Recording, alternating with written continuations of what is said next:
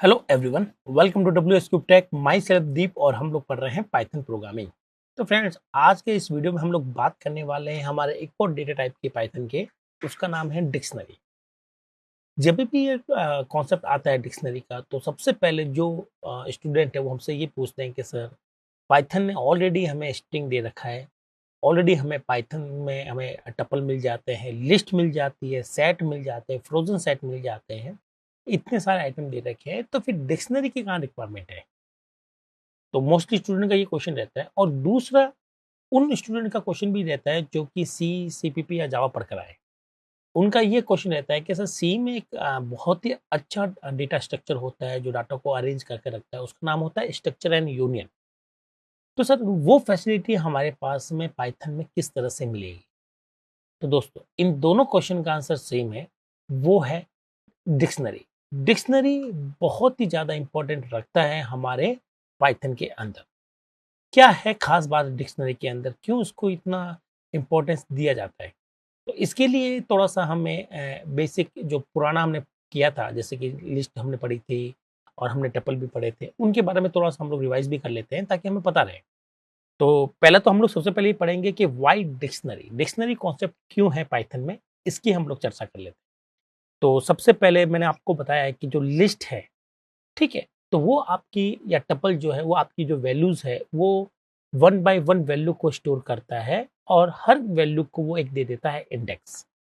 ये जो इंडेक्स देते हैं जिसको कहते हैं ऑफसेट इंडेक्सिंग, ये इंडेक्सिंग हमारे हाथ में नहीं होती, मतलब प्रोग्रामर के हाथ में बिल्कुल उसका कंट्रोल नहीं रहता। ये इंडेक्सिंग पाइथन खुद ब खुद देता है और उसकी स्टार्टिंग हमेशा जीरो से होती है। चलिए मैं आपको डायग्राम को तो समझाता हूँ। तो यहाँ पर अगर मैं बात करूँ लिस्ट की या टप्पल की, तो यहाँ पर जब कभी भी आप कोई भी लिस्ट बनाते हैं, जैसे सपोज अगर आपने एक लिस्ट बनाई है यहाँ पर, जिसमें आपने 11, 12, 13, 14 और 15 ये 5 एलिमेंट की एक लिस्ट बनाई है। तो जब ये मेमोरी में स्टोर होती है फ्रेंड्स, तो सबसे पहले हमारे पास में ये उसी सीक्वेंस में स्टोर होगा जिस सीक्वेंस में हमने इसको पुट अप किया है। ओके, तो सबसे पहले 11 स्टोर होगा, फिर 12 होगा, 13 होगा, 14 होगा और 15 स्टोर होगा। जब ये वैल्यू स्टोर हो जाती है तो हमारे पास में पाइथन जो है उनको इंडेक्सिंग देता है। इंडेक्सिंग जो होती है वो बिल्कुल हमारे कंट्रोल में नहीं रहती, प्रोग्रामर के कंट्रोल में नहीं रहती। यहाँ पर इंडेक्सिंग की शुरुआत हमेशा जीरो से होगी, फिर 1 2 3 4।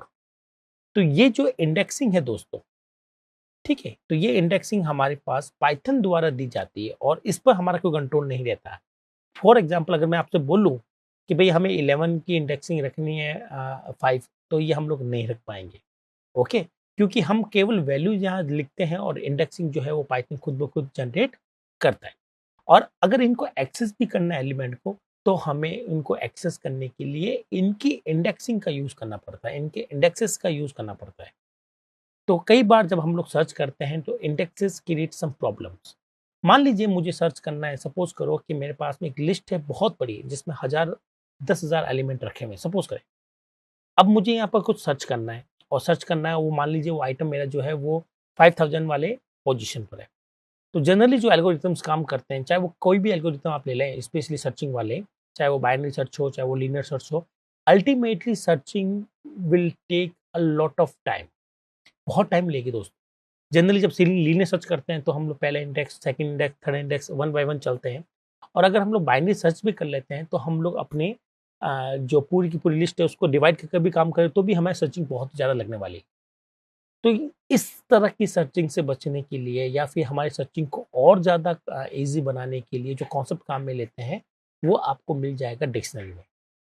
तो यही मैंने आपके लिए लिख के रखा है कि भाई list allow us to store and retrieve item from sequential collection, ठीक है। When we want to access an item in collection we look up to index, हमें इंडेक्स की तरफ देखना पड़ता है और इंडेक्स के थ्रू ही हमें सब कुछ एलिमेंट को एक्सेस करना पड़ता है।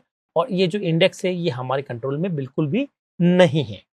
अब कई बार ऐसा होता है कि हमें कुछ सर्च करना है, लेकिन सर्च करने के लिए हमें और ज़्यादा फ्लेक्सिबिलिटी चाहिए। अब आप कहेंगे सर, फ्लेक्सिबिलिटी कैसे चाहिए? फॉर एग्जाम्पल, मैंने आपके यहाँ पे लिख रखा है, सपोज करो मान लीजिए एक स्टूडेंट की मुझे आईडी सर्च करनी है, स्टूडेंट को सर्च करना है, तो मैं चाहता हूँ स्टूडेंट को उसकी आईडी के थ्रू सर्च करूँ। और आईडी क्या हो सकती है? आईडी ऐसा तो नहीं होगी नहीं कि आईडी हमेशा इंटीजर में रहेगी 0 1 2 3। आईडी कैन बी लाइक 5266 या फिर ALC, ऐसा कोई भी एक आईडी दे सकते हैं हम लोग, है ना भाई। तो हम लोग अगर फ्लेक्सिबल सर्च चाहते हैं तो वहां पर इंडेक्स हमारे कंट्रोल में होना जरूरी है। तो याद रखिएगा दोस्तों, अगर जहां भी हमारे पास में कॉम्प्लेक्स प्रोग्रामिंग है और स्पेशली सर्चिंग का जो इश्यूज होते हैं, अगर आप उस पर वर्क करना चाहते हैं तो डिक्शनरी आपके लिए सबसे बेटर ऑप्शन है रेदर देन टपल और लिस्ट। क्योंकि यहाँ पर जो हम लोग जब कभी भी इनको एक्सेस करते हैं तो हमें इनके इंडेक्सेस के थ्रू एक्सेस करने पड़ते हैं, और हमारे पास रेस्ट्रिक्शन रहता है कि इंडेक्सेस हमेशा क्या रहेंगे, इंटीजर फॉर्म में रहेंगे। चाहे वो पॉजिटिव इंडेक्सेस हो चाहे वो नेगेटिव हो, लेकिन वो रहेंगे इंडेक्सेस की फॉर्म में। इससे सर्चिंग जो होती है, इससे जो एक्सेसिंग हम लोग करते हैं वो उसमें ज़्यादा फ्लेक्सिबिलिटी नहीं मिलती। मान के चलता हूँ कि मेरे पास एक ऐसा आर्किटेक्चर है जिसमें एक पर्सन का नाम है, उसकी एज है और उसका एड्रेस है। तो मैं उसके बाय नेम सर्च करना चाहता हूँ, मैं उसके सर एड्रेस से सर्च करना चाहता हूँ कि उसका एड्रेस क्या है। तो इस तरह की सर्चिंग हमारे पास में लिस्ट में और टपल में अवेलेबल नहीं होती। तो हमें मोस्टली जब फ्लेक्सिबल काम करना हो और ज़्यादा फ्लेक्सिबल आर्किटेक्चर चाहिए लिस्ट से भी, तो हमारे पास में डिक्शनरी बेस्ट ऑप्शन बन जाता है। कैसे बन जाता है ये अभी हम लोग करने वाले हैं। ओके, तो आपको यहाँ पर एक छोटा सा एग्जांपल आई होप आपको समझ में आया होगा कि अगर we want to retrieve information about student और employ based on their IDs या फिर बेस्ड ऑन देयर नेम, अगर हमें आईडी के बेसिस पे उनको सर्च करना है, नेम के बेसिस पे सर्च करना है या एड्रेस के बेसिस पे सर्च करना है, इस तरह की जो फ्लेक्सिबिलिटी है हमें लिस्ट में नहीं मिलती फ्रेंड्स। तो इसके लिए हमारे पास में आप कह सकते हैं कि डिक्शनरी का कॉन्सेप्ट आया है। ओके, तो पहला तो अगर मैं बात करूं इंपॉर्टेंस की कि भैया हमारे पास में इंडेक्सेस जो है लिस्ट में या चाहे टपल में, वो इंडेक्सेस हमारे पास में क्या होते हैं, रिजिड होते हैं, मतलब हमारे हाथ में नहीं होते। तो इस पर हमारा लेस कंट्रोल रहता है। तो लेस कंट्रोल मैं यहाँ पे लिख दूंगा। एक तो ये आप समझ लीजिए, जैसे कि मैं चाहता हूँ कि इंडेक्सेस जो रहे वो स्ट्रिंग के फॉर्म में रहे, आप कहते हैं सर सॉरी लिस्ट में ऐसा नहीं हो सकता। मैं चाहता हूँ इंडेक्सेस आपके फ्लोट के फॉर्म में रहे, आप कहेंगे सॉरी ऐसा नहीं हो सकता। मैं चाहता हूँ इंडेक्स की शुरुआत हमेशा 500 से हो, सॉरी ऐसा लिस्ट में नहीं हो सकता। इतनी सारी फ्लेक्सिबिलिटी हमें लिस्ट नहीं दे पाएगा। तो लिस्ट में मोस्टली जो काम होता है वो वैल्यूज पर किया जाता है, और वैल्यूज को एक्सेस करने के लिए हमें इंडेक्स का यूज करना पड़ता है। तो हम लोग कह सकते हैं कि इंडेक्सेस हमारे कंट्रोल में नहीं है या फिर हमारे पास में उस पर लेस कंट्रोल है। एक तो ये बड़ा इश्यू था लिस्ट के अंदर। दूसरा, यहाँ पर जब सर्चिंग करते हैं तो सर्चिंग करने के लिए बहुत टाइम यहाँ पर कंज्यूमिंग होता है। सर्चिंग करने का एक बहुत अच्छा ऑप्शन और होता है जिसको कहते हैं डिक्शनरी। अगर हम लोग नॉर्मली बुक की बात करें या जो आपकी फिजिकल डिक्शनरी आती है बुक की फॉर्म में, वो सबसे सर्चेबल ईजी रहता है, जिसमें आपको पर्टिकुलर एक वर्ड होता है या की होती है, जैसे कि के से कुछ सर्च करना तो आप सीधा के पर चले जाते हो, फिर उसके बाद में सर्च करते हो। लाइक आपके फ़ोन के अंदर भी ऐसा सर्च होता है कि आपने जैसे मान लीजिए के लिखा तो के वाले सारे नाम आ गए, फिर आपने एम लिखा तो एम वाले सारे नाम आ गए। इस तरह की सर्चिंग हमारे लिए बहुत ही बेनिफिट रहती है, और ये चीज़ हमें लिस्ट से या टपल से नहीं मिल पाती क्योंकि वहाँ इंडेक्सेस हमारे कंट्रोल में नहीं है। तो इसी रीज़न की वजह से आप कह सकते हो सर लेस कंट्रोल मिलता है इंडेक्सेस पर। इस रीज़न की वजह से हमें डिक्शनरी की रिक्वायरमेंट फील होती है। एक तो ये रीज़न है डिक्शनरी का बनाने का।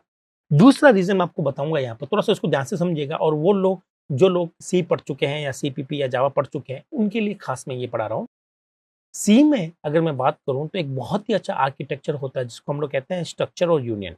ये अगेन डाटा को स्टोर करने के लिए एक तरह का यूजर डिफाइंड डेटा टाइप है। ओके, यहाँ पर जब इंफॉर्मेशन को स्टोर करते हैं तो हमेशा हम लोग एक बेटर वे में स्टोर कर पाते हैं। जैसे कि मान लीजिए आपको कोई बुक की इंफॉर्मेशन स्टोर करनी है, तो एक बुक का नाम होगा, एक बुक के पेजेस होंगे, बुक की प्राइस होंगी, तो ये डिफरेंट डिफरेंट काइंड का डेटा है।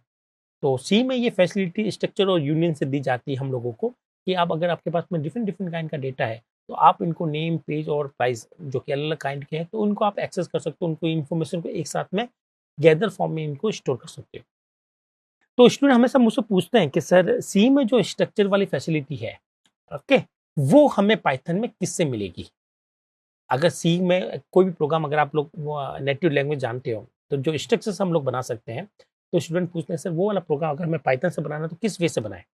तो दोस्तों आप ये समझ लीजिए जो सी में स्ट्रक्चर यूनियन काम करता है उसी तरह से पाइथन में डिक्शनरी काम करती है, और डिक्शनरी स्ट्रक्चर यूनियन से बेटर वे से परफॉर्म करती है।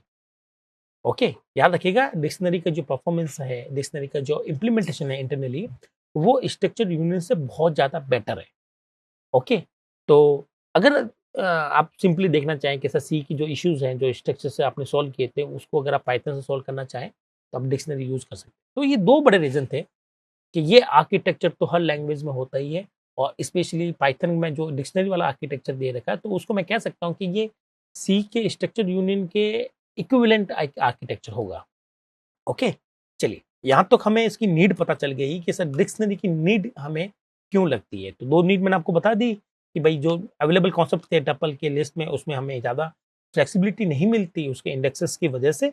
और दूसरा, अगर आपको सी लाइक सी में जैसे स्ट्रक्चर होता है उस तरह का कोई कॉन्सेप्ट आपको पाइथन में चाहिए तो भी आपका डिक्शनरी इजीली वर्क करेगा। ये दो मेजर रीजन है जिस वजह से हमें डिक्शनरी ज़्यादा इंपॉर्टेंट फील होती है। ओके, चलिए अब हम लोग बात करते हैं कि सर ये डिक्शनरी है क्या, ठीक है, और इसमें किस तरह से हमें इंडेक्स के ऊपर अपना कंट्रोल मिलेगा, इसकी हम लोग चर्चा करते हैं। तो दोस्तों डिक्शनरी कुछ नहीं है, मैं पहले आपको नॉर्मल लैंग्वेजेस में पढ़ा रहा हूँ, ठीक है। किसी भी लैंग्वेज के अंदर अगर आपके पास में इस तरह से कुछ है कि भाई आपके पास में एक वैल्यू है V1 जो कि वैल्यू V2 से अटैच है, ठीक है, एक आइटम है V1 जो कि आइटम V2 से हमेशा अटैच रहेगा।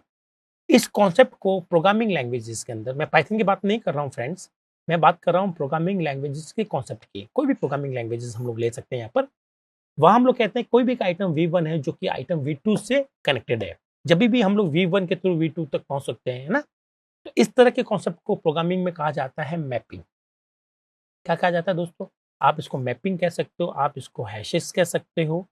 ओके, आप इसको चाहे तो आर्बिट्ररी या फिर उसको इंडेक्सेस भी कह सकते हैं, जैसे मैंने आप यहाँ पे लिखा एसोसिएटेड एरे। ओके, तो आप इसको एसोसिएटेड एरे भी कह सकते हो, एसोसिएटेड एरे। इस कॉन्सेप्ट को आपको समझ में आना चाहिए कि कोई भी एक पर्टिकुलर आइटम किसी एक पर्टिकुलर आइटम से कनेक्टेड रहेगा। इसको हम लोग मैपिंग या हैशेस या फिर हैश टेबल, अगर आपने सुना है तो हैश टेबल, ये हम लोग इनको नाम दे सकते हैं इस कॉन्सेप्ट को। अब अलग अलग लैंग्वेज के अंदर इस कॉन्सेप्ट को बनाने के लिए अलग अलग नाम दे रखे हैं। उसी तरह से अगर मैं पाइथन की बात करूं तो पाइथन में ये जो कॉन्सेप्ट है जिसमें एक आइटम किसी दूसरे आइटम से हमेशा के लिए जुड़ा रहता है, इसी को हम लोग क्या कहेंगे? डिक्शनरी कहेंगे। तो मैं कह सकता हूँ डिक्शनरी इज अ मैपिंग, या dictionary is a hash table, या डिक्शनरी इज अ हैशेस ना। आप कोई भी नाम देना चाहे आप तो दे सकते हैं। तो बात करेंगे कि डिक्शनरी क्या है, तो डिक्शनरी कुछ नहीं है, इट्स जस्ट अ मैपिंग। और मैपिंग किसके बीच में? की और वैल्यू के बीच में, ठीक है। तो डिक्शनरी में भी यही काम होता है। तो हम लोग बात करेंगे डिक्शनरी की। पाइथन की अभी स्पेशली बात कर लेता हूँ, बाकी प्रोग्रामिंग लैंग्वेज मैंने आपको बताई दी है।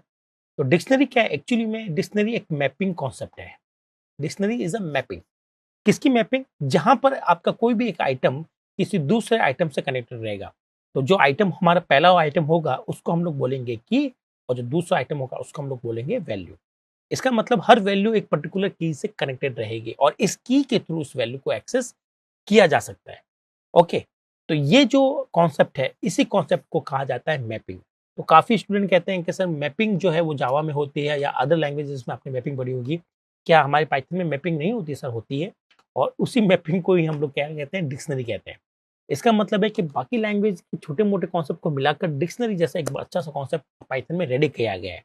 तो आप इसको इजीली यूज कर सकते हैं और इजीली इस पर काम भी कर सकते हैं। तो पाइथन क्या है?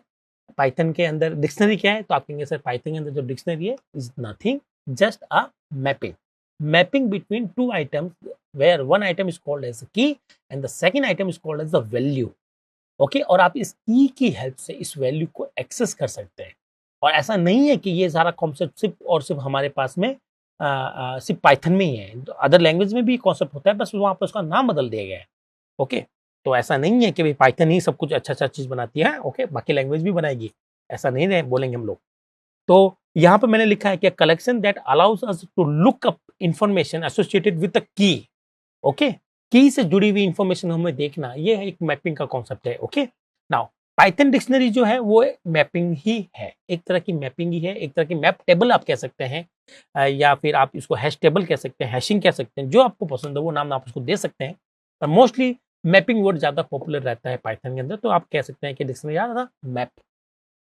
सम अदर प्रोग्रामिंग लैंग्वेजेस भी provide the similar structure. Same का सेम अदर लैंग्वेजेस में भी हमारे पास में कॉन्सेप्ट होता है जहां इसको हम लोग हैशेस या एसोसिएटिव एरे कहते हैं। ठीक है, इट्स ओके, अदर लैंग्वेजेस में ये कॉन्सेप्ट अवेलेबल है। A dictionary can created with a Python listing by a key value pair. आपको कुछ नहीं करना है, आप बस की वैल्यू के पेयर लिखेगा, आपके पास में मैपिंग होती जाएगी और हमारी सारी की सारी इंफॉर्मेशन की और वैल्यू के पेयर में स्टोर होगी। करेक्ट है? चलिए अब बात करते हैं पाइथन की। तो पाइथन में डिक्शनरी की मैं फिर बात करूंगा यहाँ पर डिक्शनरी की। तो आप कह सकते हैं कि पाइथन में जो डिक्शनरी वो मैपिंग होती है, मैपिंग किसकी, की वैल्यू की। तो यहाँ पर की होगी और इसको कॉलन के साथ में वैल्यू लिखा जाएगा। तो इसके हमें पेयर जो होगा या इसका जो कलेक्शन होगा, की वैल्यू का कलेक्शन जो होगा, इसी को हम लोग कहेंगे डिक्शनरी। क्या कहेंगे दोस्तों, डिक्शनरी कहेंगे। जैसे कि मैं आपको एक एग्जांपल दिखा देता हूँ। जैसे मान लीजिए हमारे पास कोई डिक्शनरी बनाना चाहते हैं, उसके लिए पहली बात तो है कि कर्ली ब्रेसेस का यूज हम लोग करेंगे और यहाँ लिखेंगे की और उसके लिखेंगे पर्सपेक्ट में उसकी वैल्यू, फिर कॉमा, फिर नेक्स्ट आइटम की हम लोग बात कर रहे हैं तो नेक्स्ट की यहाँ पर आएंगी और फिर उसकी नेक्स्ट वैल्यू यहाँ आएंगी। इस तरह के हमें यहाँ पर कॉन्सेप्ट काम करेंगे और इस तरह से की वैल्यू के पेयर हमारे पास में जो होंगे या की वैल्यू के जो कलेक्शन होगा उसी को डिक्शनरी कहा जाता है। तो इसको आप चाहें तो इसको रेफरेंस डी दे दें, ये आपकी डिक्शनरी रेडी है। तो अगर आपसे कोई पूछे डिक्शनरी क्या है तो आप कहेंगे sir dictionary is a collection of की वैल्यू पेयर। अब आपकी की भी कुछ भी हो सकती है, वो स्ट्रिंग फॉर्म में भी हो सकती है, की आपकी इंटीजर फॉर्म में भी हो सकती है, इस डजंट मैटर, क्योंकि ये जो की है वो एक्चुअली में एक तरह का इंडेक्स ही है। ओके, एक तरह का इंडेक्स ही। मैं अगर आपको इसका डायग्राम बना के दिखाऊंगा तो आप इसको और बेटर ढंग से देख पाएंगे। तो यहाँ बात कर लेते हैं कि भाई इसको बनाने के लिए हमें कर्ली ब्रेसेस का यूज करना पड़ता है। जैसे कि मैंने आपको एक एग्जांपल दिया कि नेम बॉब है और एज 40 है। ठीक है, चलिए इसी को हम लोग डिस्कस कर लेते हैं। डिस्कस करते हैं कि हमारे पास मान लीजिए कोई डिक्शनरी इस तरह से बनी हुई है कि इसमें लिखा हुआ नेम और यहाँ लिख दिया बॉब, अब कॉमा, सॉरी यहाँ पर कॉलन आएंगे, कॉमा, अब हमने लिखना है एज, तो हम और यहाँ पर हम लोग लिखेंगे उसकी वैल्यू 40। तो दोस्तों ये जो डिक्शनरी है वो कुछ इस तरह से स्टोर होती है मेमोरी के अंदर। आप ऐसा समझ सकते हैं ना, एग्जैक्टली मैं आपको नहीं बता रहा हूँ, बस आप इसको समझाने के लिए मैं इसको इस तरह से दे रहा हूँ कि भाई अपने पास में दो वैल्यू है, बॉब एक वैल्यू है, 40 एक वैल्यू है, और जो की है वो एज ए इंडेक्स काम कर रही है। तो नेम यहाँ पर आ गया की और यहाँ आ गया एज है। तो अगर आप देखें तो ये सारी की सारी वैल्यूज है और ये सब के सब क्या है, इंडेक्सेस है। जिस तरह से लिस्ट और टपल में आप इंडेक्सेस को यूज करके एलिमेंट को एक्सेस करते हैं, वैसे भी हम लोग यहाँ पर भी इन इंडेक्सेस या जिसको हम लोग की बोल रहे हैं उनको एक्सेस करते हुए या उनको यूज करते हुए हम लोग वैल्यू को एक्सेस कर सकते हैं। तो कैसे करेंगे, भाई डी लिखेंगे और यहाँ पर लिख देंगे उस की का नाम, जैसे कि लिखा नेम। तो ऐसे लिखेंगे तो आप इस एलिमेंट की बात कर रहे होंगे, और अगर आप इसकी बात करना चाहें तो आप डी और इसका इंडेक्स का नाम लिख दीजिए, बोले तो उसका की का नाम लिख दीजिए। तो अल्टीमेटली जिसको आप लोग की बोल रहे हैं ये आपका एक एक्चुअल में एज ए इंडेक्स ही वर्क कर रहा है, और ऐसा इंडेक्स जिसको हम लोग तय कर रहे हैं। अब ये इंडेक्स हम इंटीजर फॉर्म में भी ले सकते हैं, ये इंडेक्सेस हम लोग स्ट्रिंग की फॉर्म में भी ले सकते हैं, ये इंडेक्स हम लोग ट्रू फॉल्स की फॉर्म में भी ले सकते हैं। मतलब यहाँ पूरा कंट्रोल है हमारे पास में कि इंडेक्सेस जो होंगे वो हमारे पास में रहेंगे, हमारे हाथ में इनका कंट्रोल रहेगा, किस तरह के बनाने हैं, किस वे से बनाने हैं, वो सब कुछ हमारे पास में रहेगा। तो आपको समझ में आ गया कि लिस्ट से ये क्यों बेटर है, क्योंकि यहाँ इंडेक्सेस जो है जिसको जिसको हम लोग की बोल रहे हैं वो पूरा कंट्रोल हमारे हाथ में है। तो जैसे कि मैं आपको और एग्जांपल दूं, आपको और ज़्यादा समझ में आएगा। सपोज करो मैंने यहाँ पर कुछ इस तरह से बनाया, यहाँ पर मैंने लिख दिया जैसे मान लीजिए रोल नंबर 1 है तो यहाँ पर लिख दिया राम, और यहाँ मैंने कॉमा लिखकर सेकंड पेयर लिख रहा हूँ मैं, जिसमें की मेरी 2 है, और यहाँ मैंने लिख दिया श्याम। तो दोस्तों आपके पास में जो वैल्यूज है, आपको पता होना चाहिए कि जो वैल्यूज है वो एक्चुअली में राम और श्याम है। ओके, तो राम एक वैल्यू है, श्याम एक वैल्यू है, और इनकी जो की है जिसको मैं इंडेक्स कह सकता हूँ वो मेरे पास में इस तरह से है। तो इंडेक्सेस यहाँ पर कौन तय कर रहा है, हम लोग तय कर रहे हैं। इंडेक्सेस में यहाँ पर ऐसा भी लिख सकता हूँ, तो ये हो जाएगा 11 और 12, और इनको अगर एक्सेस करना, जैसे मान लो आपको राम को प्रिंट करना चाहते हैं आप, तो D11 लिख दीजिएगा, तो आपका ये वाला एलिमेंट एक्सेस हो जाएगा, राम आप लोग प्रिंट कर पाएंगे या राम पर आप लोग काम कर पाएंगे। तो आई होप आपको ये समझ में आएगा कि ये हमारी लिस्ट से, टपल से किस वे से ये बेटर बन रहा है, क्योंकि यहाँ पर हमें ज़्यादा कंट्रोल मिल रहा है। और वहीं अगर मैं बात करूँ सी के कॉन्सेप्ट स्ट्रक्चर की या फिर दूसरी लैंग्वेजेस के अंदर जो मैपिंग का कॉन्सेप्ट होता है या हैशेस का जो कॉन्सेप्ट होता है, वो यहाँ पर भी वैलिड है कि यहाँ पर इस पर्टिकुलर की से ये आइटम जुड़ा हुआ है। तो काफ़ी लोग मुझे कहते हैं कि सर इसको ईजी वे में कैसे समझे, तो मैं तो यूँ समझता हूँ कि लिस्ट और डिक्शनरी में मेरे लिए तो सिर्फ एक ही चीज़ का फ़र्क है कि वहाँ पर इंडेक्सेस हमारे हाथ में नहीं है और यहाँ इंडेक्सेस हमारे हाथ में। सिर्फ अगर आप इतना सा दिमाग में रखेंगे तो फ्रेंड्स डिक्शनरी आपके लिए बहुत ज़्यादा ईजी हो जाएगा। डिक्शनरी कोई बड़ा कॉम्प्लिकेटेड टॉपिक नहीं है ना, बहुत ही ईजी कॉन्सेप्ट है और वाकई में इसको ईजी वे से पढ़ना ज़रूरी है। ठीक है, मैंने काफ़ी जगह देखता हूँ, बुक्स में देखता हूँ, बहुत ज़्यादा कन्फ्यूजिंग कर देते हैं। इतना कन्फ्यूजिंग ये टॉपिक नहीं है, और काफ़ी स्टूडेंट, मैं तो काफ़ी सालों से पाइथन पढ़ा रहा हूँ दोस्तों, तो मैं स्टूडेंट की तो क्वेरी आती है कि सर डिक्शनरी वाकई में बहुत टफ है, इस पर काम हम लोग कर नहीं पाते हैं, इसमें हम लोग कर नहीं पाते हैं, इस पर ये कॉन्सेप्ट हमें इम्प्लीमेंट नहीं हो रहा, इसमें ये समझ में नहीं आ रहा। तो मैं हमेशा कहता हूँ कि भाई डिक्शनरी या पाइथन जो है पूरी की पूरी, उसको इस वे से बनाया गया है कि सबसे सिंपलेस्ट लैंग्वेज है ना? ताकि सबसे सिंपलेस्ट है। तो ये सबसे सिंपलेस्ट आपको समझ में भी आनी चाहिए ना, ईज़ी। अब उन्होंने बेचारों ने मेहनत तो कर दी सिंपलेस्ट बनाने में, पर आपके लिए इतनी कॉम्प्लिकेटेड हो रही, तो फिर इसका एम क्या है? तो यहाँ पे एक जो कमी आती है हम लोगों में कि भाई हमें ये टॉपिक समझ में क्यों नहीं आते, क्योंकि हम उसको अलग अंदाज से पढ़ते हैं। हमें लगता है डिक्शनरी किसी और लैंग्वेज में था ही नहीं कॉन्सेप्ट, ये हमारे पास पहली बार कॉन्सेप्ट आया। इस तरह से अगर आप सोचेंगे तो आपके लिए बहुत ही अजीबो-गरीब कॉन्सेप्ट हो जाएगा। आप इतना सा सोचिए, सी में जो स्ट्रक्चर वाला काम है वो यहाँ पे डिक्शनरी कर रहा है। बाकी जैसे कि हमारे पास में हैश टेबल होती है, जावा में जो मैपिंग होती है वही काम यहाँ पर भी हो रहा है। सेम काम है, कोई दिक्कत नहीं, बस आपको ये और अच्छी फैसिलिटी दे रहे हैं। कॉन्सेप्ट नया नहीं है, कॉन्सेप्ट अदर लैंग्वेज में भी है हाँ दोस्तों, इसीलिए मैंने यहाँ पर मेंशन किया था कि ये कॉन्सेप्ट अदर लैंग्वेज में भी है, जिसको यहाँ पर हैशेस या एसोसिएटिव एरे कहते हैं हम लोग। तो बस इतना समझ लीजिए कि लिस्ट और डिक्शनरी में क्या फ़र्क है कि भाई यहाँ पर इंडेक्स हमारे हाथ में है, हम लोग जो चाहे इंडेक्स दे सकते हैं, जैसा इंडेक्स चाहे वो दे सकते हैं, ताकि हमारे पास सर्चिंग करना आसान हो। बस इतना सा अगर दिमाग में बैठ गया तो आई होप आप डिक्शनरी से कभी नहीं घबराएँगे। चलते हैं, अब आगे बात करते हैं कि ये जो की वैल्यू पेयर है, आप इसमें नोटिस कर रहे होंगे कि की और वैल्यू को हमने कॉलन से सेपरेट किया है और इनके जो एलिमेंट है, जो पेयर है, उनको हमने कॉमा से सेपरेट किया है। ठीक है? तो ये आना चाहिए। काफ़ी स्टूडेंट जो गलती करते हैं फ्रेंड्स, वो ये करते हैं कि वो यहाँ पर समझ नहीं पाते। वो लगता है कि ये अलग आइटम है। नहीं, नहीं दोस्तों, ये पूरा एक सिंगल आइटम मान लीजिए आप। अगर आप डिक्शनरी की लेंथ निकालेंगे तो ये एक सिंगल आइटम है और ये एक सिंगल आइटम, टोटल 2 आइटम है। और एक आइटम में हमेशा आपको 2 चीज़ मिलेगी, एक तो मिलेगा की और एक मिलेगा वैल्यू। अब यहाँ पर जो वैल्यू है दोस्तों, वो आपकी कुछ भी हो सकती है। ज़रूरी नहीं है कि यहाँ पर सिर्फ राम आए, यहाँ पर आप लोग लिस्ट ले सकते हैं, यहाँ पर टपल ले सकते हैं, मतलब मल्टीपल वैल्यू भी ले सकते हैं आप यहाँ पर, सिंगल वैल्यू भी ले सकते हैं। तो इस तरह से आप अगर समझेंगे, और कॉमा जो है वो दोनों आइटम को सेपरेट कर रहा है। ओके? तो और ये जो कॉलन है, ये सेपरेट कर रहा है कि इसमें की कौन है और वैल्यू कौन है। सिंपल सा कॉन्सेप्ट है, ज़्यादा कॉम्प्लिकेटेड नहीं है। तो इस पर हमें बेवजह इस पर कोई चर्चा करने से आई थिंक इस पर कोई मतलब नहीं है। आप इसका तो जान गए होंगे, इसका आर्किटेक्चर आपको याद होना चाहिए बस। चलते हैं आगे की तरफ। तो ये हमारे पास में डिक्शनरी का बेसिक्स हो गया कि भाई डिक्शनरी क्या-क्या है। चलें अब कुछ इसकी प्रॉपर्टी की बात कर लेते हैं कि डिक्शनरी में क्या-क्या बेसिक प्रॉपर्टीज़ आपको मिलती है। इसको अच्छे से समझिएगा तो आपको डिक्शनरी वाला कॉन्सेप्ट और भी अच्छे से क्लियर हो जाएगा। तो यहाँ पे मैंने आपके लिए हेल्प करने के लिए आपके लिए यहाँ पर कुछ नोट्स बना रखे हैं, आप इसका स्नैपशॉट ले लीजिए, फ्यूचर में आपके लिए बहुत काम आने वाला है। चलिए, तो पहला जो है कि डिक्शनरी को हम लोग कर्ली ब्रैकेट्स यूज़ करते हैं डिक्शनरी के लिए। ये आपको पता होना चाहिए कि पाइथन जो है, बड़ी पर्टिकुलर काम करती है। वो जानती है कि हमारे पास में कर्ली ब्रैकेट किसके लिए होते हैं और राउंड ब्रैकेट किसके लिए होते हैं, स्क्वायर ब्रैकेट किसके लिए होते हैं। अगर आप भूल गए तो मैं थोड़ा-सा आपको रिवाइज़ कर देता हूँ। अगर आप लिस्ट पर काम करना चाहते हैं, लिस्ट को बनाना चाहते हैं, क्रिएट करना चाहते हैं, तो आपके लिए स्क्वायर ब्रैकेट दे रखे हैं उन्होंने। अगर आप टपल्स पर काम करना चाहते हैं तो आपको राउंड ब्रैकेट दे रखे हैं, लेकिन उसको थोड़ा सोच समझ के काम कीजिएगा दोस्तों, क्योंकि राउंड ब्रैकेट हम लोग एक्सप्रेशन में भी लिखते हैं। ओके? जैसे कि यहाँ पर 2 + 3 × 5, तो ये टपल नहीं है। ओके? तो ये मैंने आपको बताया था अच्छे से। ओके? चलिए, फिर हम लोग बात करते हैं डिक्शनरी की। तो डिक्शनरी भी हम लोग, डिक्शनरी के लिए हमें क्या दे रखे हैं, कर्ली ब्रेसेस दे रखे हैं। अब जो कन्फ्यूजन होती है वो ये है कि सर सेट के लिए भी क्या दे रखा है, कर्ली ब्रेसेस दे रखा है। तो कैसे पता चलता है पाइथन को ये कर्ली ब्रेसेस से डिक्शनरी बनेगी या सेट बनेगा? तो दोस्तों, अगर आपने केवल कर्ली ब्रेसेस लिखे हैं, तब तो हमारे पास में ये जो चीज़ होगी, ये केवल और केवल डिक्शनरी के लिए, मतलब डिक्शनरी ज़्यादा इंपॉर्टेंट रखता है सेट से, ये मान के चले। तो पाइथन वालों ने भी मान के रखा है कि भैया डिक्शनरी ज़्यादा इंपॉर्टेंट है। तो उस केस में अगर आप खाली कर्ली ब्रेसेस का यूज़ करते हैं, तो वो एज़ अ डिक्शनरी एज़्यूम किया जाता है। आप मेरी बात मानेंगे नहीं तो मैं आपको प्रैक्टिकल करके दिखाऊँगा, ठीक है? तो यहाँ आते हैं और हम इसका आउटपुट भी खोल के रखते हैं। चलिए, यहाँ पर मैं एक वेरिएबल ले लेता हूँ ए नाम का और यहाँ पे मैं लिखता हूँ कर्ली ब्रेसेस।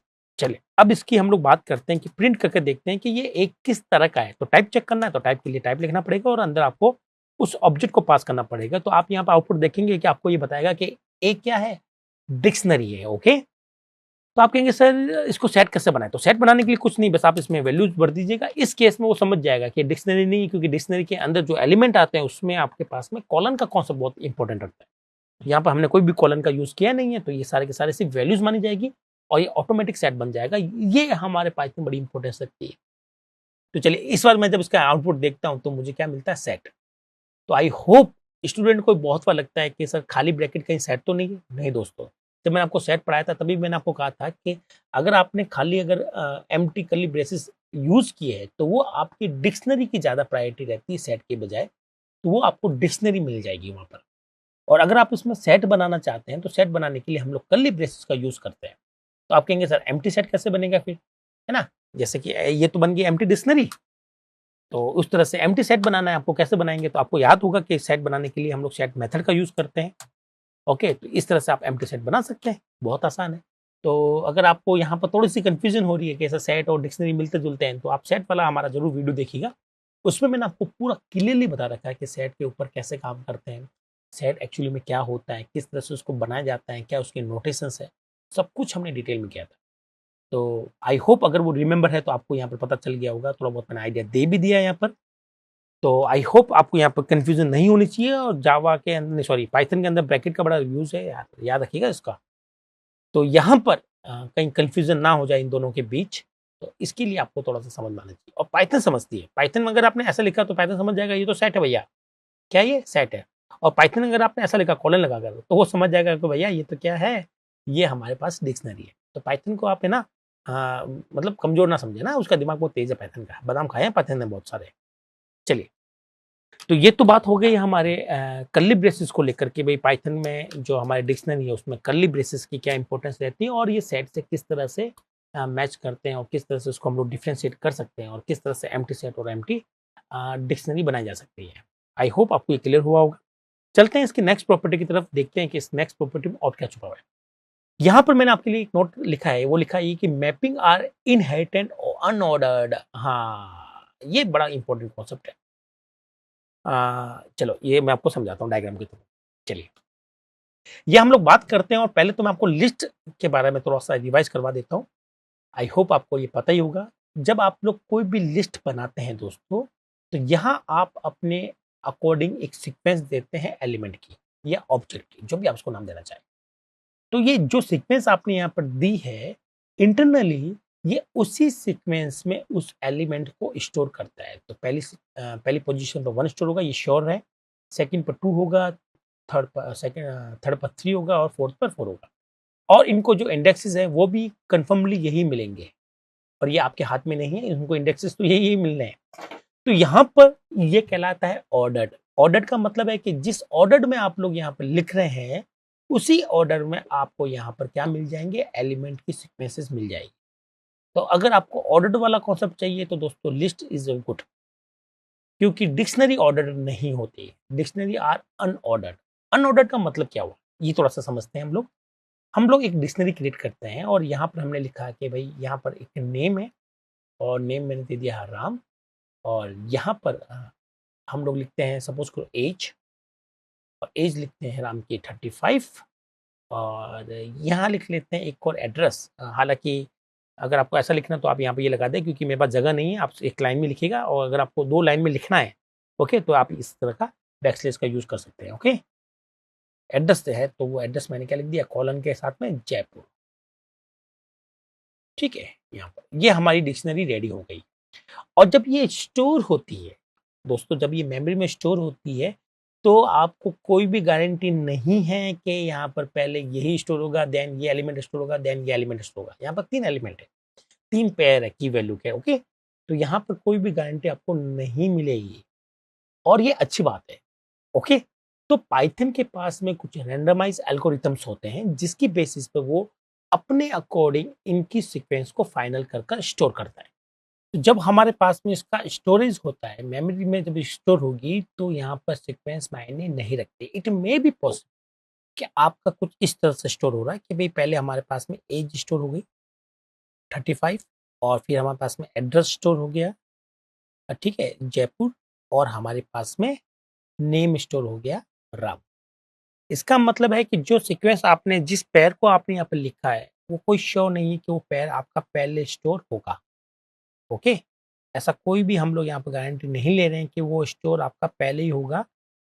इसका अपना एक फायदा है दोस्तों, घाटा नहीं है इसमें, याद रखिएगा, इसमें अपना एक फायदा, वो फायदा ये है कि पाइथन जो है वो अपने जो रैंडमाइज एल्गोरिथम लगाकर उस पैर को पहले स्टोर करता है, जिसको सर्च करने के लिए उसके पास ज्यादा आसानी रहे। ओके। तो जनरली हमारे पास में ऐसा होता है कि भाई यहाँ पर जो ऑर्डर्ड जो आती है ना वो ऑर्डर्ड नहीं होता। अगर आपको ऑर्डर्ड ही चाहिए तो दोस्तों उसके लिए तो आपके पास लिस्ट ही अवेलेबल है। तो यहाँ पर अनऑर्डर्ड रहेगा। ओके। तो यहाँ पर जो सीक्वेंस रहेगी, जो पहला पेयर है इट मे बी पॉसिबल कि वो लास्ट में स्टोर हो, जो सेकंड पेयर है वो may be possible first store हो जाए और जो लास्ट है वो आपका मिड में स्टोर हो जाए, इट मे बी पॉसिबल। तो मैपिंग के समय हमारे हाथ में सिर्फ यही तो नहीं होता कि भी कौन सा पेयर कहाँ स्टोर हो, और ये होना भी नहीं चाहिए क्योंकि मैपिंग इसी वे से काम करता है। ओके, मैपिंग हमेशा अनऑर्डर्ड ही रहती है और पाइथन खुद इसको अपने अकॉर्डिंग ही अरेंज करता है मेमोरी के अंदर। तो यहाँ पर स्टूडेंट हमेशा कहते हैं कि सर हमारे पास में ये ऑर्डर्ड है क्या? नहीं दोस्तों, अगर आपके पास क्वेश्चन आ भी जाए डिक्शनरी को लेकर कि डिक्शनरी ऑर्डर्ड है या अनऑर्डर्ड है, तो आप हमेशा अनऑर्डर्ड ही लिखेंगे क्योंकि ये मैपिंग के बेसिस पर काम चलता है। चलिए, इसके लिए मैंने आपको यहाँ पर नोट भी दे रखा है यहाँ पर कि मैपिंग आर इनहेरेंटली अनऑर्डर्ड। ये अनऑर्डर्ड होती है मैपिंग, चाहे कोई भी लैंग्वेज की मैं बात करूँ तो मैपिंग हमेशा अनऑर्डर रहेगी। तो डिक्शनरी जब हम लोग प्रिंट करते हैं तो कोई भी यहाँ पे एसेंशियल रूल नहीं है कि भाई उसी ऑर्डर में आएगा जिस ऑर्डर में आना चाहिए। It may be random. Okay, ये रैंडम हो सकता है। और अगर आपकी जिद है कि नहीं सर हमें तो ऑर्डर्ड चाहिए, सब के सब सीक्वेंस में चाहिए, तो आपको सीक्वेंसेस काम में लेनी पड़ेगी लाइक लिस्ट एक्सेट्रा। मैपिंग वहाँ पर आपका कोई भी हेल्प नहीं करेगा और हमें यहाँ पर कोई ज़रूरत भी नहीं है। चलिए, इसको हम लोग समझते हैं अपनी फिजिकल जो डिक्शनरी आती है ना, इंग्लिश टू हिंदी डिक्शनरी या कोई भी अदर डिक्शनरी, उसकी हेल्प से समझते हैं इस कॉन्सेप्ट को कि वाक़ई में ये कॉन्सेप्ट इतना अच्छा क्यों है। ओके, चलिए, तो यहाँ पर मैं आपको उस कॉन्सेप्ट को समझाता हूँ कि ये अनऑर्डर्ड होना मैपिंग का अनऑर्डर्ड होना इतना अच्छा क्यों है? अनऑर्डर्ड होना इतना अच्छा क्यों है? तो हमारे पास में डिक्शनरी के अंदर अगर हम लोग देखें तो हमारे पास में वहाँ पर अल्फ़ाबेट के अकॉर्डिंग कीज़ होती है। अल्फ़ाबेट है ना हमारे पास, जैसे ए नाम की अल्फ़ाबेट है, बी अल्फ़ाबेट है, सी है एंड सो ऑन करते हुए जेड तक अल्फ़ाबेट है। और कोई भी एक नया वर्ड मान लेते हैं हमारे पास में, जैसे कि एप्पल। एप्पल जो है वो यहीं जाना चाहिए, हाँ या ना? ओके, और मैं कहता हूँ सपोज़ करो मेरे पास में कोई वर्ड है कार, तो कार तो यहीं जाना चाहिए सी के अंदर में, इस की के अंदर ही जाना चाहिए। इसका मतलब ये हुआ दोस्तों कि पाइथन को या फिर इसको एक्सेस करने में हमें ज़्यादा ईज़ीनेस होती है अगर ये अनऑर्डर रहे। मान लीजिए अगर आपने पहले दे दिया है कार, है ना? आपने कार दे दिया है पहले और फिर आपने दे दिया है एप्पल। तो डिक्शनरी में ये जो कार है ये अनऑर्डर्ड रहेगा। इसका मतलब कार जो है वो बीच में जा सकता है और एप्पल जो है वो पहले जा सकता है। क्योंकि डिक्शनरी कहती है कि ये चीज़ ऑर्डर रहेगी मेरे पास में, ओके? ताकि वो ईज़िली इसको काम कर सके। और बाकी ये जो यहाँ पर हम लोग सीक्वेंस दे रहे हैं वो आपकी अनऑर्डर्ड रहेगी। तो यही कॉन्सेप्ट जो अनऑर्डर का होता है, यहाँ पर हमें बहुत हेल्प मिल जाती है कि अगर ये अनऑर्डर्ड है तो पाइथन इस पर स्पीडली काम कर पाता है। याद रखिएगा दोस्तों, मैंने आपको बताया था, जैसे मान लीजिए कोई सीक्वेंस है हमारे पास में, कोई लिस्ट है जिसमें इंडेक्सेस है 1, 2, 3, है ना, 4, इस तरह से कुछ इस तरह से चलते हुए थाउजेंड्स ऑफ इंडेक्सेस है हमारे पास में, मान लेते हैं 10,000 तक है। अब मैं कहता हूँ आपको सर्च करना है, तो अगर आप इंडेक्सेस की या सीक्वेंसेस की सेट में सर्च करना चाहते हो तो इट विल टेक टाइम। और डिक्शनरी यही तो एडवांटेज आपको देता है कि आप कहीं से भी एक्सेस कर सकते हो उसकी की को यूज़ करते हुए। तो ज़ाहिर-सी बात है कि पाइथन को की को सर्च करने में टाइम कम लगना चाहिए, तो पाइथन अपने अकॉर्डिंग ही उनको एडजस्ट करता है मेमोरी में, ताकि वो उस टाइम को बचा सके। अगर आप कहते हो कि ये ऑलरेडी रहनी चाहिए थी, तो ज़ाहिर-सी बात है तो फिर आपको इसमें और इसमें कोई भी फ़र्क नहीं मिलता इंटरनली अगर देखा जाए तो, पाइथन को उतना ही टाइम लगता। ओके, तो फिर हमारा एडवांटेज क्या मिला? एडवांटेज तो ये होना चाहिए ना हमारे पास में कि सर ये कॉन्सेप्ट अगर हम लोग बना रहे हैं तो हमारे पास में, मैंने आपको बताया सर्चिंग आपकी फास्टर होनी चाहिए। ये हमारा मेन पर्पज़ रहता है। तो यहाँ पर अगर इसी ऑर्डर में अगर हम लोग काम करेंगे कि जिस ऑर्डर में हमने वैल्यू को दी है, तो हमारी सर्चिंग वैसे भी स्लो हो जाएगी क्योंकि वो काम तो हमारे लिस्ट में भी हो रहा है। ठीक है? तो इसी रीज़न की वजह से हमारे पास में जो मैपिंग का कॉन्सेप्ट होता है, चाहे वो कोई भी प्रोग्रामिंग लैंग्वेज में हो, वो हमेशा अनऑर्डर्ड रहता है। और लैंग्वेज को ही डिसाइड करने दीजिए कि उसका ऑर्डर क्या रहेगा मेमोरी के अंदर। ठीक है, तो आई होप आपको ये सेकंड पॉइंट भी क्लियर हुआ होगा कि किस तरह से काम कर रहा है। चलिए अब थर्ड प्रॉपर्टी की या थर्ड इसकी जो बिहेवियर इसको देखते हैं हम लोग। ये होता है वेरिएबल लेंथ। इसका मतलब है कि आप डिक्शनरी में जो है नए एलिमेंट ऐड कर सकते हैं, नए की वैल्यू के पेयर ऐड कर सकते हैं, चाहे तो आप उसमें से रिमूव भी कर सकते हैं, है ना? ये हमारे पास में फ्लेक्सिबिलिटी रहेगी लेंथ को लेकर। और फिर हम लोग बात करते हैं हेटेरोजेनियस की। इसका मतलब है कि ज़रूरी नहीं है कि सारी की सारी वैल्यू एक जैसी रहे या सारी की सारी की एक जैसी रहे। कहने का मतलब ये है कि यहाँ आपको बहुत ज़्यादा ही फ्लेक्सिबिलिटी मिल जाती है। कैसे? जैसे मैं डिक्शनरी बना रहा हूँ, तो यहाँ पर मैंने पहली की जो ली है वो ली है स्ट्रिंग, ओके? स्ट्रिंग लिए और इसमें मैंने वैल्यू डाल दी है स्ट्रिंग। तो अब कोई भी ऐसा रूल नहीं है कि नेक्स्ट जो होगी, जैसे कि मैं यहाँ लिखता हूँ 34 और यहाँ पे मैं लिख देता हूँ सपोज करो 35 इस तरह से। तो मे बी पॉसिबल कि एक की आपकी क्या हो, आपकी स्ट्रिंग फॉर्म में हो, एक की आपकी क्या हो, इंटीजर फॉर्म में हो। ये भी पॉसिबल है कि आपकी एक वैल्यू किस फॉर्म में हो, स्ट्रिंग की फॉर्म में हो, और दूसरी वैल्यू किस फॉर्म में हो कि हमारे पास में इंटीजर की फॉर्म में हो। It may be possible. तो यहाँ पर हेट्रोजेनिटी है, यहाँ पर होमोजीनियस नहीं है कि यार आपने एक की अगर आपने स्ट्रिंग ली है तो दूसरी की आपको स्ट्रिंग ही लेनी पड़ेगी, या एक वैल्यू आपने अगर स्ट्रिंग ली है तो दूसरी वैल्यू भी स्ट्रिंग लेनी पड़ेगी। ऐसी कोई भी यहाँ पर नहीं है। इससे और ज़्यादा फ्लेक्सिबिलिटी मिल जाती है डिक्शनरी को। ओके, तो हेट्रोजेनिटी यहाँ पर की में भी रहेगी और वैल्यूज में भी रहेगी, याद रखिएगा दोस्तों। चलिए, आप मेरी बात ऐसा थोड़ा मानेंगे, तो हम लोग प्रैक्टिकल करके देख लेते हैं। चलिए, यहाँ पर मैं एक सेम एग्जांपल आपको बना के दिखाता हूँ कि भाई पहले तो मैं एक ले रहा हूँ नेम, और नेम के अंदर मैंने डाल दिया सपोज करो राम। राम और इसका जो अकाउंट नंबर है राम का, ठीक है, अकाउंट नंबर मैं ले लिया कि भाई 12123 इसका अकाउंट नंबर है, और उसका बैलेंस जो है वो बैलेंस मैंने ले लिया 3000। ठीक है, तो ये हमारी डिक्शनरी होगी। इस डिक्शनरी को चलो प्रिंट करके देखते हैं कि ये काम करता है कि नहीं करता। ठीक है, तो आप देख लेंगे कि बिल्कुल प्रॉपर्ली काम कर रहा है, यहाँ पर किसी भी तरह की एरर नहीं है। कहने का मतलब है कि आपके पास में हेट्रोजेनिटी की में भी है और वैल्यूज में भी है।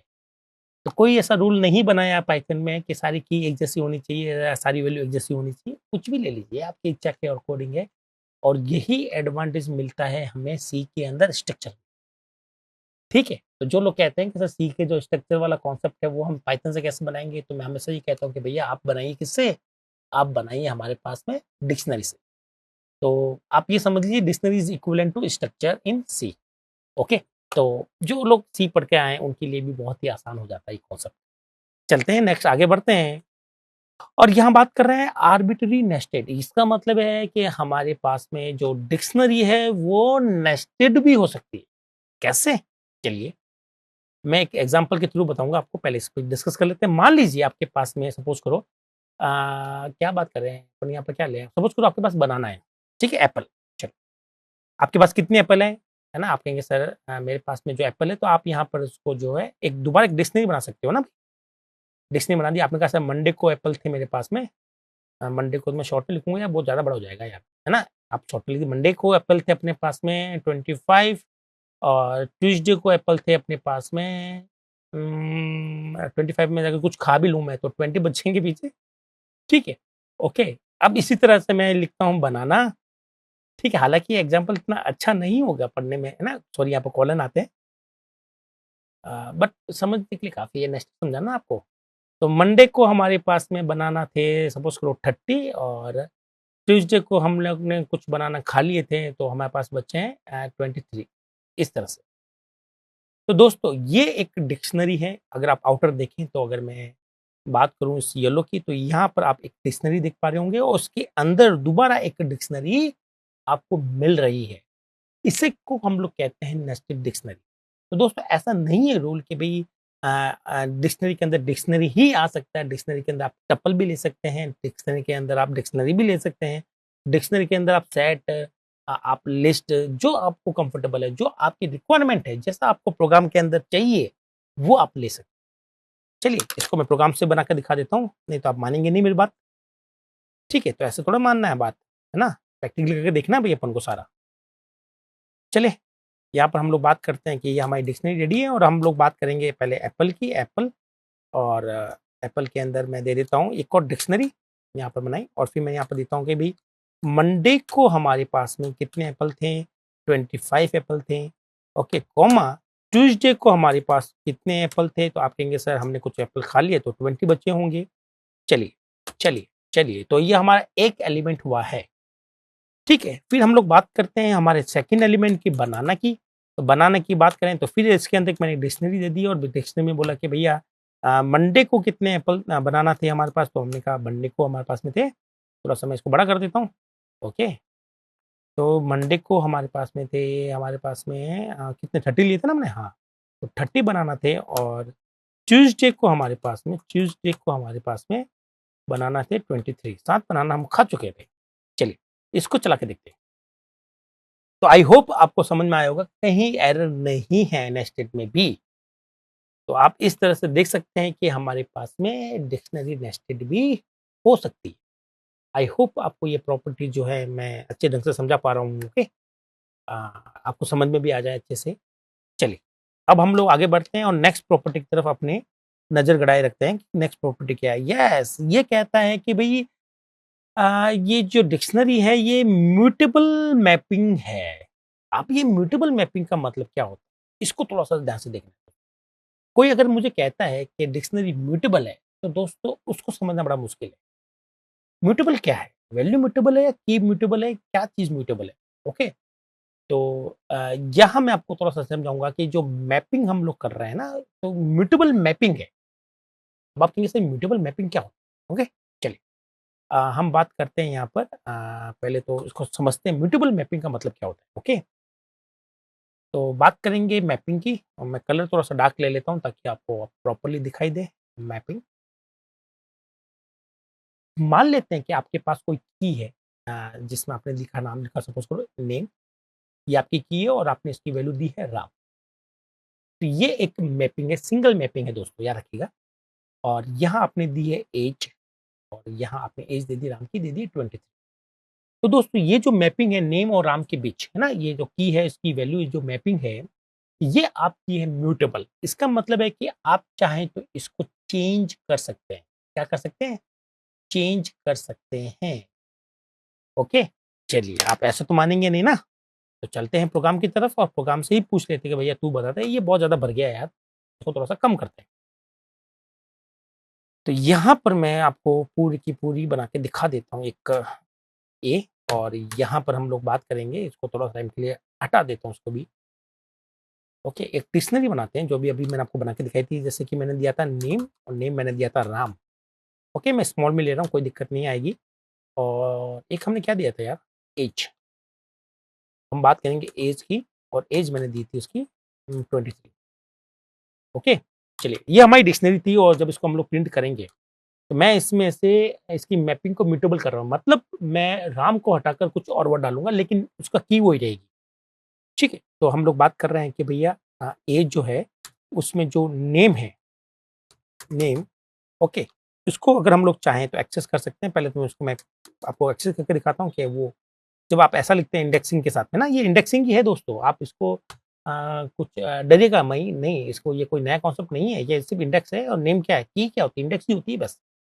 तो आपके पास में राम आंसर आएगा। आई होप आपको ये राम आंसर दिखाई दे रहा है। चले, चलते हैं और उसको हम लोग चेंज करते हैं। हाँ, चलो इसको तो रहने देता हूँ और उसको यहाँ से कॉपी मारते हैं। कई बार आज गर्मी ज़्यादा है तो लिखने में दिक्कत हो रही है। और यहाँ पर मैंने लिख दिया सपोज़ करो श्याम। तो दोस्तों यहाँ पर मैं की को नहीं छेड़ रहा हूँ, की के पास जो वैल्यू है वो मैं म्यूटेबल है। मतलब वैल्यू को मैं चेंज कर रहा हूँ, की को हम लोग चेंज नहीं कर सकते। ये होता है म्यूटेबल मैपिंग का मतलब। वापस आते हैं, पहले डायग्राम में समझते हैं। म्यूटेबल मैपिंग ये कहती है, अगर मैं लिखूँ म्यूटेबल मैपिंग, तो आप ये समझ लीजिएगा कि म्यूटेबल मैपिंग का मतलब ये है कि आपके पास कोई की है जो किसी पर्टिकुलर वैल्यू से जुड़ी है, तो आप इस वैल्यू को चेंज कर सकते हैं, ना कि की को चेंज कर सकते हैं दोस्तों। अब जब चाहें वैल्यू को चेंज कीजिएगा, इट्स ओके, बट की चेंज नहीं होगी। मतलब मैं राम को हटाकर यहाँ पे एक नया वर्ड श्याम डाल रहा हूँ, इट्स ओके। ये वैल्यू हम लोग चेंज कर सकते हैं। इसका मतलब ये जो मैपिंग हो रही है, ये जो एरो जा रहा है, ये आप म्यूटेबल है। इसका मतलब नहीं है कि राम या जो नेम होगा वो हमेशा राम को ही डिनोट करेगा, आप श्याम को डिनोट करने लग जाएगा। चलिए देखते हैं। चलिए, तो सेम काम मैं कर रहा हूँ, पहले राम आ रहा था, अब क्या आ रहा है? श्याम आ रहा है। आप चाहें तो पूरी की पूरी डिक्शनरी देख लीजिए, कोई दिक्कत नहीं है। आप देख रहे हैं कि डिक्शनरी में पहले राम था और हमारे पास में क्या आ गया? श्याम आ गया। तो इस तरह से हम लोग कहते हैं कि डिक्शनरी जो है वो म्यूटेबल मैपिंग पर काम करती है। मतलब की के साथ में जो वैल्यू अटैच है, उस वैल्यू को आप जब चाहे चेंज कर सकते हैं। Keys are immutable. याद रखिएगा, कीज कैसी होती है? इम्यूटेबल होती है। उसका मतलब कीज को आप लोग चेंज नहीं कर सकते। नेम है तो नेम ही रहेगा भैया, एज है तो एज ही रहेगा। ये इम्यूटेबल है। ठीक है, ये इम्यूटेबल है। जबकि आपकी ये जो वैल्यूज है, ये दोनों वैल्यूज, ये आपकी म्यूटेबल है। ठीक है, म्यूटेबल, म्यूटेबल है। ओके, तो आई होप डिक्शनरी म्यूटेबल है। इसका कुछ मतलब समझ में नहीं आता मुझे, बहुत सीरियसली मुझे जब मैंने फर्स्ट टाइम पढ़ा था मुझे खुद को समझ में नहीं आया था कि एक्चुअली में म्यूटेबल क्या है इसमें, ठीक है? तो म्यूटेबल दोस्तों वैल्यूज़ होती है, कीज़ म्यूटेबल नहीं होती। इसी कॉन्सेप्ट को कहते हैं म्यूटेबल मैपिंग। याद रखिएगा कि वैल्यू जुड़े हुए हैं, एक-दूसरे को मैप कर रहे हैं, की से मैप होकर हम लोग वैल्यू पर जा रहे हैं और इस वैल्यू को हम लोग चेंज कर सकते हैं, की को चेंज नहीं कर पाएँगे। ये आपको पता होना चाहिए फ्रेंड्स। तो इसी कॉन्सेप्ट को कहते हैं म्यूटेबल मैपिंग। ये काफ़ी जो बुक्स होती हैं दोस्तों, उसमें इस वर्ड को बहुत अच्छे से बता रखा है। कुछ बुक में से पता नहीं घास भी काटते हैं ये लोग तो बहुत बुक्स वाले, इसको आप थोड़ा-सा समझ लीजिए। तो मैंने यहाँ आपके लिए लिखा भी है, keys can be any immutable type. की इम्यूटेबल टाइप होती है, उसको आप चेंज नहीं कर सकते। कीज़ जो होती है वो इम्यूटेबल रहती है और values can be any type. Values जो है आपकी म्यूटेबल भी हो सकती है और इम्यूटेबल वैल्यूज़ भी आप लोग ले सकते हो। कैसे? चलिए कैसे बात करते हैं, हम बात करते हैं यहाँ पर एक और कॉन्सेप्ट की। वो कॉन्सेप्ट ये कह रहा है कि सर आपके पास में जो कीज़ है, ठीक है? यहाँ पर हम लोग आते हैं और यहाँ हम लोग बात करते हैं। पहले तो मैं आपको डायग्राम के थ्रू समझाऊँगा, नया कॉन्सेप्ट है ये वाला। म्यूटेबल मैपिंग खत्म हो चुका है। अब बात करते हैं कि सर डिक्शनरी जो है वो इसमें एक तो रहेगी की और एक रहेगी हमारे पास वैल्यू। ओके दोस्तों? अब ये जो की है वो हमेशा क्या बनाएँ, स्ट्रिंग बनाएँ या फिर क्या बनाएँ? तो आपको मैं हमेशा सजेस्ट करूँगा कि यहाँ पर आप हमेशा जो भी चीज़ लेना चाहें, वो चीज़ आपकी इम्यूटेबल होनी चाहिए। की मस्ट बी इम्यूटेबल और वैल्यू जो है वो आप चाहे तो म्यूटेबल लीजिए और चाहे तो इम्यूटेबल लीजिए, यहाँ पर कोई भी आपको मना नहीं करेंगे। चलिए, अब इस कॉन्सेप्ट को समझते हैं। आप कहेंगे सर ये कॉन्सेप्ट क्या है? इसको चलिए समझते हैं अच्छे से कि इसमें मैं आपको ये कहना चाह रहा हूँ कि जो की की जगह आप कुछ भी लिखना चाहते हैं, तो वो एक इम्यूटेबल ऑब्जेक्ट ही लिखेंगे।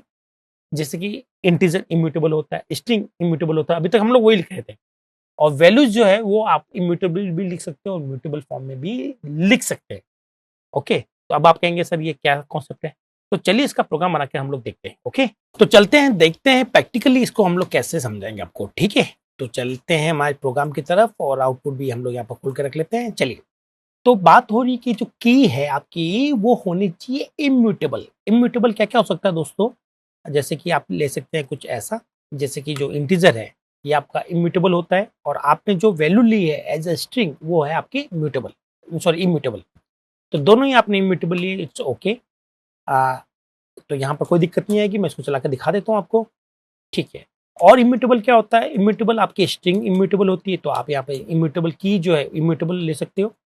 इवन दोस्तों अगर आप जानते हो कि टप्पल भी इम्यूटेबल होते हैं, ओके, तो आप यहाँ पर टप्पल भी ले सकते हो और ये क्वेश्चन एग्जाम में बहुत आता है क्योंकि बहुत ही रेयर लोग जानते हैं ये कॉन्सेप्ट, ठीक है? कि वो ये जानते हैं कि जो की है वो आपकी सिंगल वैल्यू होनी चाहिए। नहीं दोस्तों, ऐसा कोई रूल नहीं है कि की जो है सिंगल वैल्यू हो या फिर कोई सेट हो, ऐसा कोई दिक्कत नहीं है।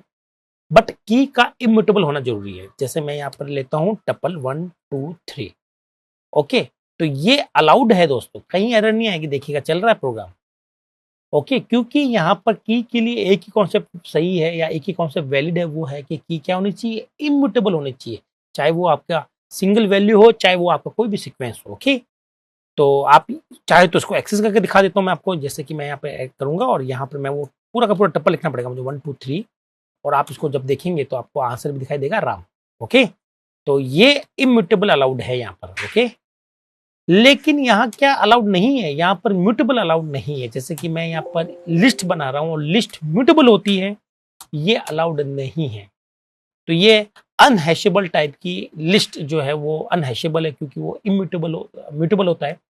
तो इम्यूटेबल को ही हैशेबल कर सकते हैं हम लोग, की बना सकते हैं, म्यूटेबल को की नहीं बनाई जा सकती है, ओके? तो आई होप आपको ये समझ में आया होगा कि ये इम्यूटेबल का जो कॉन्सेप्ट है, की जो है इम्यूटेबल रहेगी, ये आपको क्लियर हो गया। चलिए, अब मैं कहता हूँ कि जो आपकी वैल्यूज़ है वो म्यूटेबल भी हो सकती है और इम्यूटेबल भी हो सकती है। चलो इसको भी वेरीफाई कर लेते हैं हम लोग और यहाँ पर जाते हैं और यहाँ पर मैं एक इम्यूटेबल की लेता हूँ। इम्यूटेबल मतलब मैं यहाँ पर ले लेता हूँ नेम, ठीक है? की के बारे में हम लोग जान चुके हैं। अब यहाँ पर इम्यूटेबल है, तो ये अलाउड है, कहीं दिक्कत नहीं आएगी। और आप चाहे तो यहाँ पर कोई भी म्यूटेबल जैसे कि ये ले सकते हैं आराम से, कोई दिक्कत नहीं है दोस्तों। यहाँ म्यूटेबल ऑब्जेक्ट भी ले सकते हैं आप वैल्यूज़ के अंदर, ये भी सही है, कहीं भी एरर नहीं आएगी।